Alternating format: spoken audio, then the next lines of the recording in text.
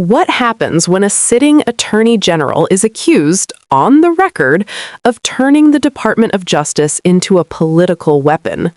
In a heated Judiciary Committee showdown, Senator Mazie Hirono goes head-to-head with Pam Bondi, pressing her on indictments, dropped investigations, January 6th pardons, and alleged favoritism toward Trump allies. The clash turns explosive fast, and the answers raise even bigger questions. Said his predecessors did fully investigate.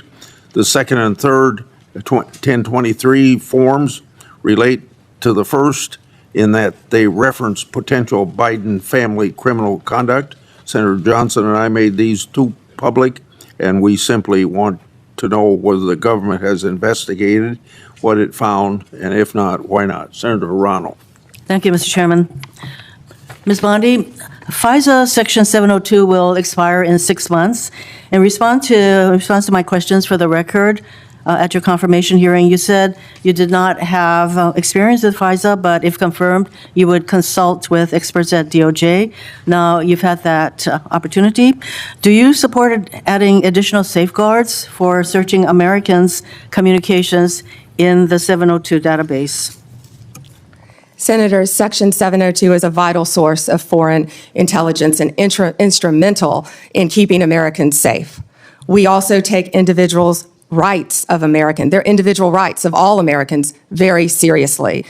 And many statutory reforms to FISA have incorporate safeguards. They have to incorporate safeguards to protect our civil liberties. The Department of Justice looks forward to working with you to discuss anything regarding 702. Appreciate I believe that. my staff, and Senator, I also want to thank you for this hearing. Your staff met with my staff, and I greatly appreciate that.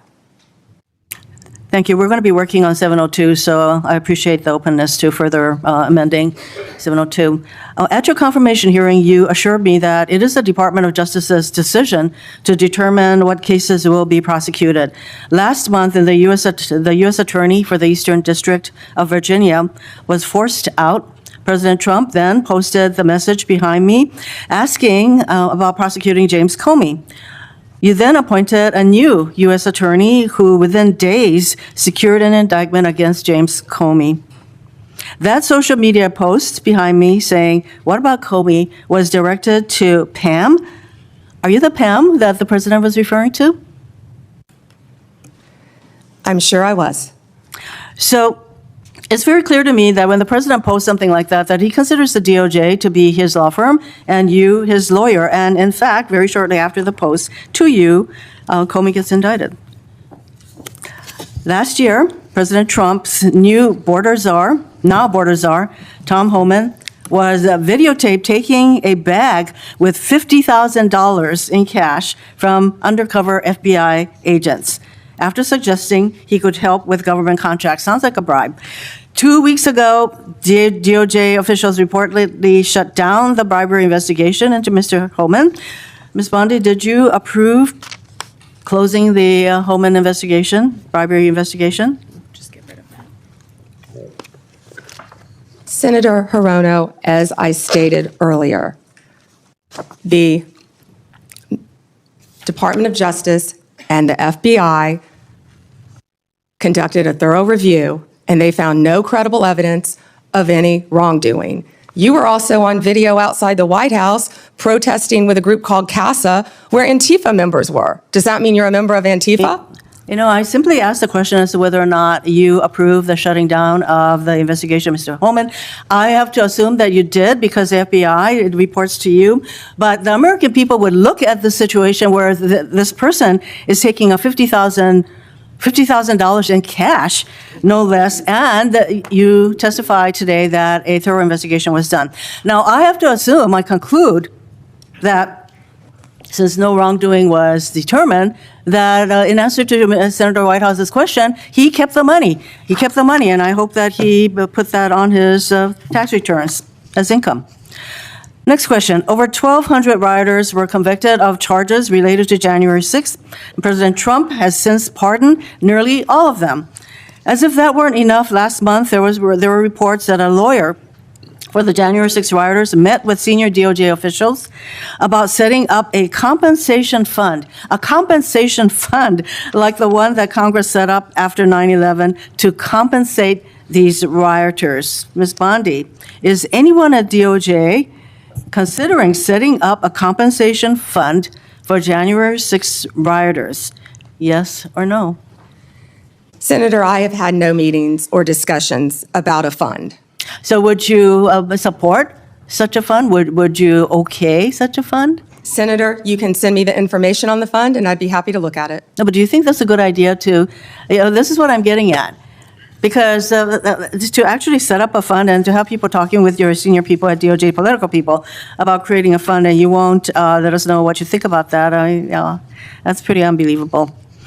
On January 30th of this year, the Trump DOJ's Antitrust Division sued to block the merger of two tech companies.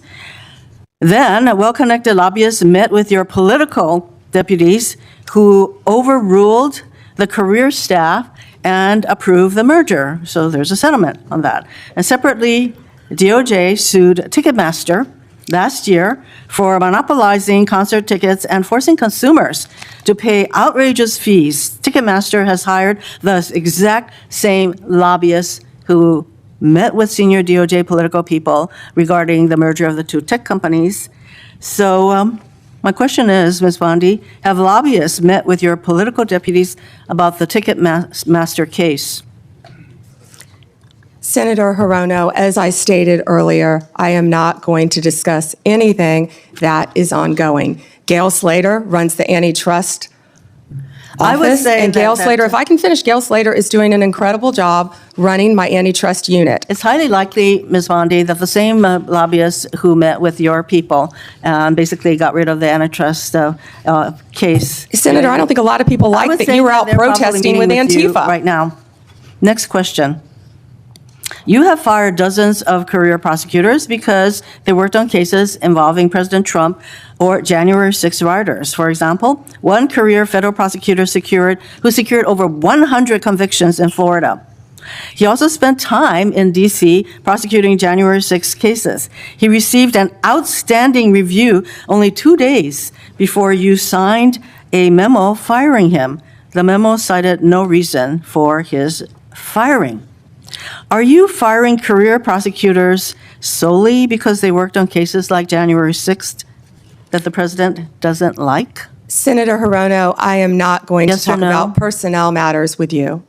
Well, we all know that hundreds of career prosecutors have left the DOJ, and literally hundreds, we're told.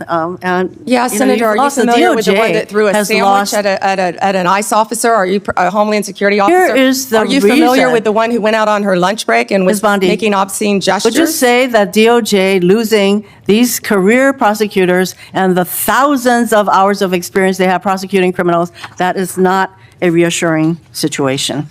Senator, many employees took the fork in the road and resigned. DOJ is hiring committed prosecutors who will actually come into the office and work, and not work remotely, and think we all prosecute know violent that- criminals around the country and terrorists. And When I you- am very proud when you of the fire- work all of our prosecutors I'm running out are of doing. time, so I think you should stop with your continuous interruptions, in my opinion. Mr. Chairman, I just want to close by saying that what was once the Department of Justice has become the Department of Revenge and Corruption. Rather than pursuing cases without fear or favor, this DOJ seeks to favor the president's friends and instill fear in his alleged enemies. If you're a friend of the president, this corrupt DOJ will bend over backwards to help you, just like it dropped the bribery investigation of Tom Holman, like it's considering paying money to January 6 rioters, and like it has put antitrust enforcement decisions in the hands of well-connected lobbyists. But if you're on the wrong side of this president, you will face the wrath of DOJ, no matter what the facts, law, or justice support. James Comey is indicted days after the president's social media directive. Experienced career prosecutors are fired just because they were assigned to work on January 6 cases. Blue states are sued to get highly sensitive private voter data, whereas red states are left alone. The double standard is clear, and the American people are waking up to the corruption and favoritism and the lawlessness at the DOJ. Thank you, Mr. Chairman. May I respond, Chairman? Yes.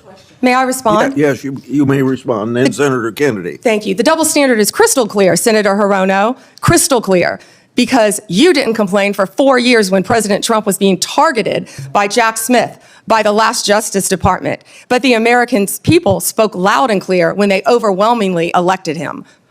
The two-tier system of justice is over. Senator Kennedy. Me? Yes. This wasn't just tense, it was a full-blown credibility test for the Department of Justice. Senator Hirono methodically laid out a pattern that many Americans are starting to notice: prosecutions that seem to follow presidential tweets, investigations that vanish when allies are involved, and career prosecutors quietly pushed out. Bondi's repeated refusals to give clear answers only fueled the confrontation, turning the hearing into a referendum on whether justice is still blind or politically directed. When accusations of bribery shutdowns, January 6 compensation talks, and antitrust interference collide in one hearing, it stops being partisan theater and starts looking like a constitutional alarm bell.